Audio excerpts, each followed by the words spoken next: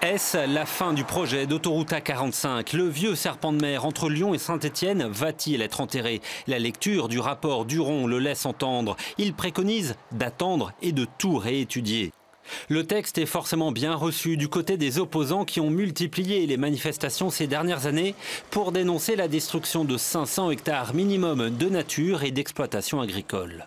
C'est la satisfaction de voir que la mobilisation citoyenne qui a eu lieu en juillet dernier et tout au long de ces dernières années, ces 30 dernières années depuis le début du projet, arrive à faire prendre des décisions qui sont cohérentes avec les volontés des gens. Ce projet, on sait qu'il est coûteux à la fois sur le plan financier, sur le plan environnemental et qu'il ne répond que partiellement à la question qui est celle de la mobilité entre Lyon et Saint-Étienne.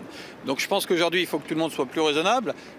Avec l'accord du Conseil d'État, les partisans du projet prévoyaient une inauguration en 2022. Les 48 km d'autoroute payante devaient mettre Lyon à 40 minutes de Saint-Étienne. Le maire se dit encore déterminé.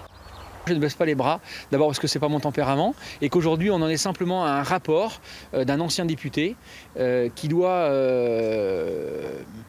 inspirer le gouvernement, mais celui qui décide, c'est bien le président de la République et c'est de lui maintenant que j'attends une décision qui ira dans le bon sens.